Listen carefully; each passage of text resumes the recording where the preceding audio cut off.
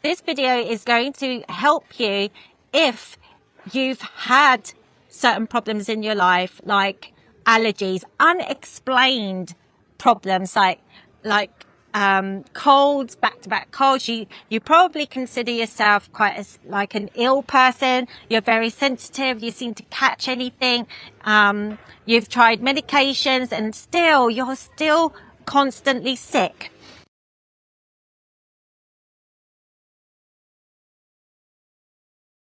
So in today's video, believe it or not, I'm going to post some pictures later, but I have been non-stop sneezing. My nose is red. I don't know if you can see that.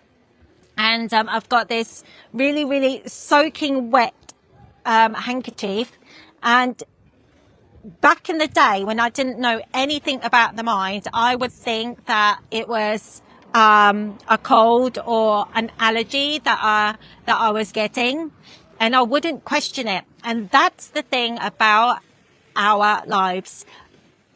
Most of us, if you're anything like me, have not been taught to question anything. We kind of accept things as they are, and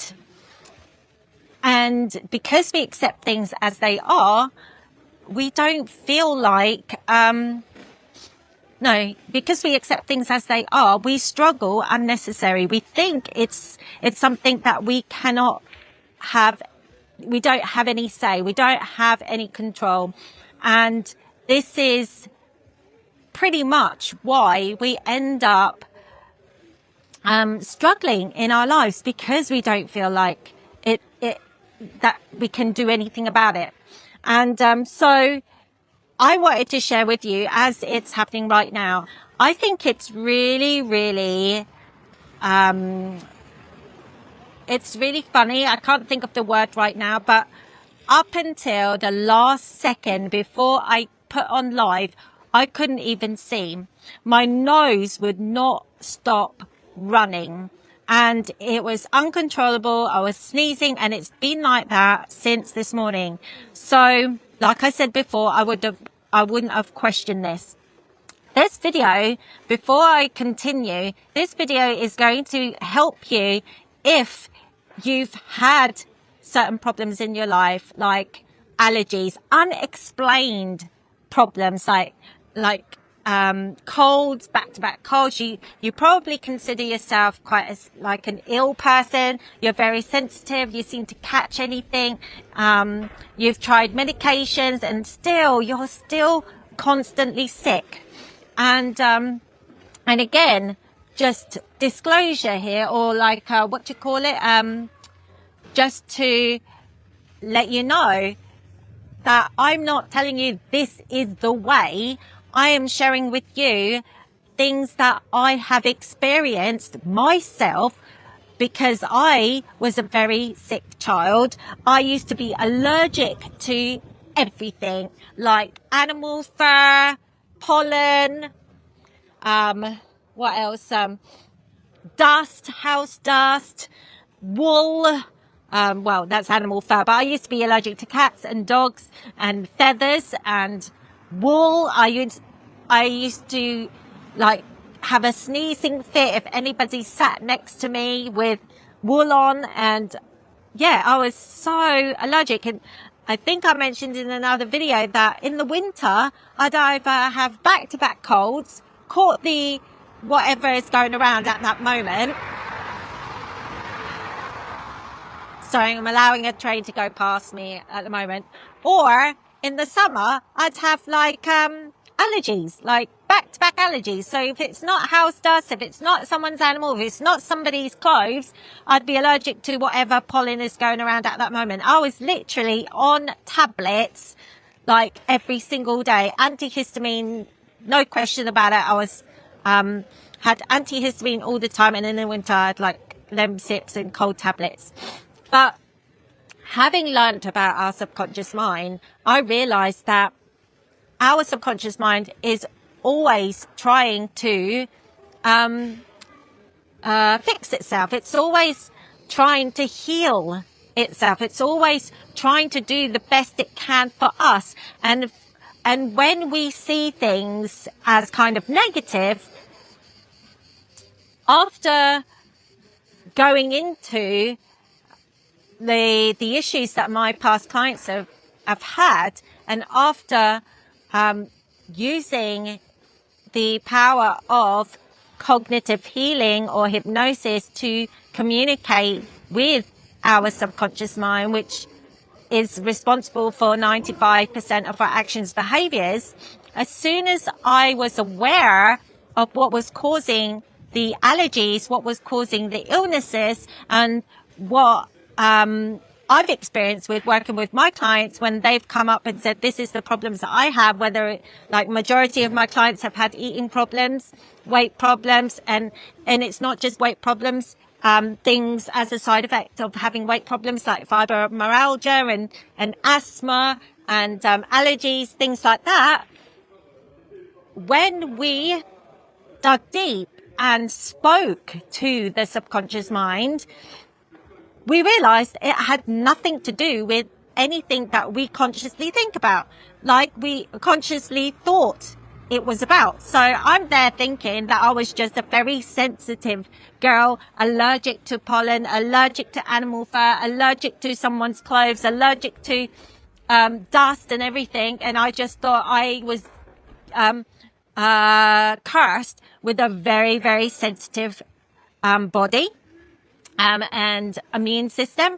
And let me remind you, even though I've said it before in this video, I am not saying this is the answer to all illnesses. I'm not saying that it's not like doctors are wrong or professionals are wrong. I am just sharing with you my experiences so that you can explore, so that you can try it out and see what happens to you. Because from my experience, when I started digging deep into the reason why I could possibly be getting ill all the time, then as soon as I was aware about that, then when I was aware about it, I could then fix it.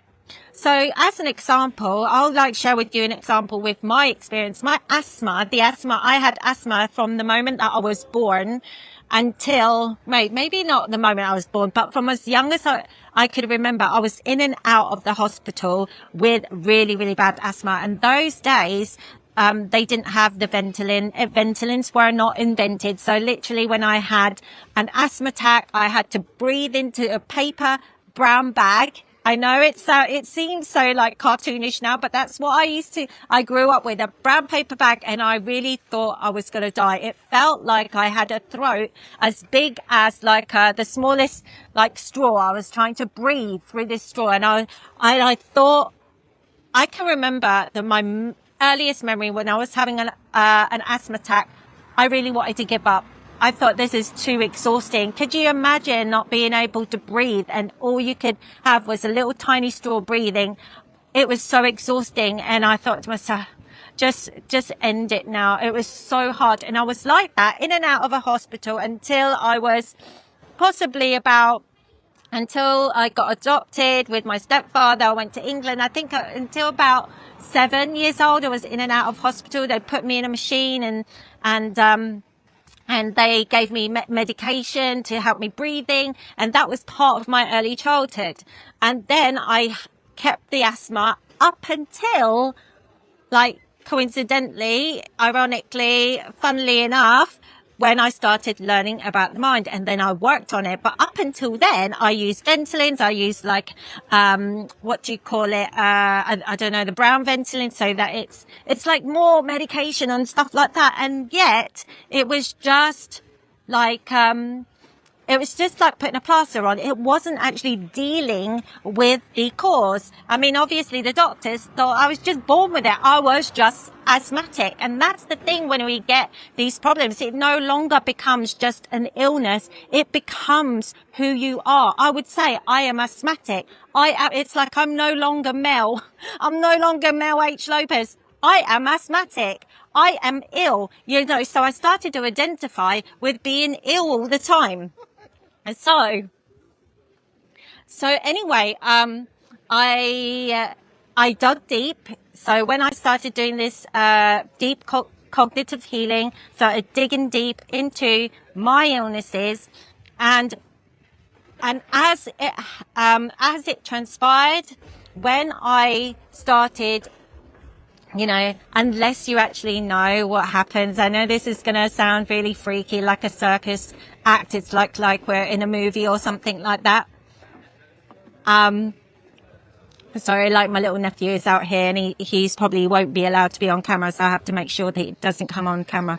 So anyway, after I then went back into the memories of why I had the asthma. The reason why was because my parents had split up when I was 5 years old and they were having relationships, problems like that. And the asthma that I had was a cry for help, because as soon as I had an asthma attack, when my parents were like splitting up, they were arguing from a very young age. They were always fighting who was going to be with me, who was going to have me. But when I had an asthma attack and I went to hospital, that was the only time that both my parents were present. And the asthma was a cry for help. It was for the love that I was yearning for both my parents. So now I was aware of it. Not only it's the dance between the conscious mind and the subconscious mind. Once the subconscious mind told me what the problem was, I was able then to rewrite that program and say, I no longer need to be dependent on my parents anymore, because I am a grown woman. I do not need to have my parents there, like, because I'm no longer a baby. And guess what? Within a couple weeks of doing that therapy, I stopped my inhaler completely. I used to have to go out for a run, take my Ventolin. I would get nervous not being able to take my Ventolin if I went out for a run, because I thought I was going to, like, my chest would be too tight. But it took me a while maybe a couple of weeks, to kind of let go of that dependency on the Ventolin and trust that I'd done the work. And that was, about 5 years ago now?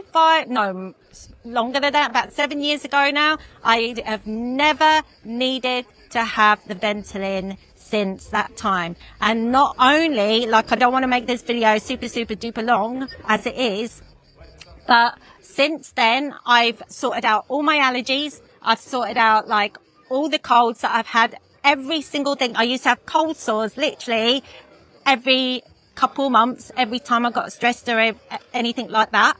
And then going with my clients as well, when we dug deep, it was always about something that they haven't resolved themselves. And it is literally just trying to rewrite those programs, because the programs that we have are child's programs. It's there to protect us, but it doesn't realize we're grown people now. It doesn't realize that it doesn't need to do that job anymore. And we have to, like, tell them that is no longer valid. But we often, like I said at the beginning of the video, we don't question why we have this.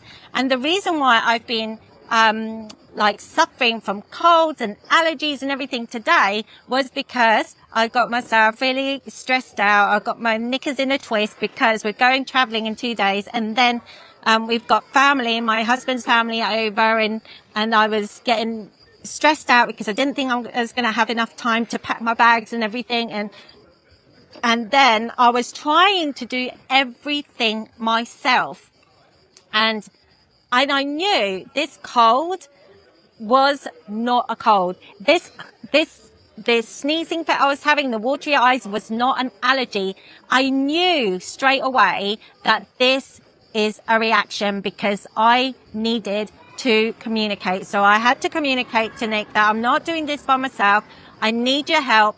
I can, like, meet your family if I want to, but you need to help me out.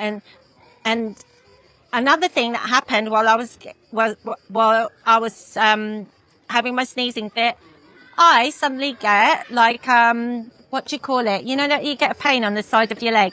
Elliot, did you want to speak to me, my darling? You just want to listen to me? Oh, okay, that's okay. It's just my little nephew, so cute. So anyway, I had, what do you call it? Sciatica, that's it. Sciatica on my leg. I rarely get sciatica. And I assumed it's because it was my body communicating to me to say, look, you cannot do everything, Mel. You cannot do everything. You've got to pack to go to England. You're trying to do breakfast for everyone. You're trying to like, clean out the bed. You're trying to do the laundry, And I knew I had to speak to myself and think, right, what are the things I need to let go of? Because I don't know about you, but I've grown up with this cultural imprint where I have to do everything. I don't know if it's a woman thing or whatever, but like before you leave the house, you clean everything, you get the children's stuff all sorted out. It's kind of like this thing that I got imprinted with from my cultural background, or maybe from a woman's side of things, that I had to do everything. So I didn't question I had to do everything, but my body knows. So as soon as I started saying, like, Nick, we can do this. We can do it in time, but I need your help. I need yours and Isabel's help. Let's be a team. You clear out the table. You clean up the kitchen. You help me with the laundry. You help me go and take Gish to out our dog, and then I'll just pack. And suddenly, funnily enough, strangely enough, my sciatica eased up. It hasn't completely gone because I know I feel a bit stressed out of my body. So, even though I'm there going, no, it's okay, like my brain, like, it's okay, I've got it enough, it's still that powerful. And yet, since I've been talking to you, my ladies and gentlemen, isn't it funny that I haven't sneezed once? I may have like gone like this, a little bit, because it's just like the after effect.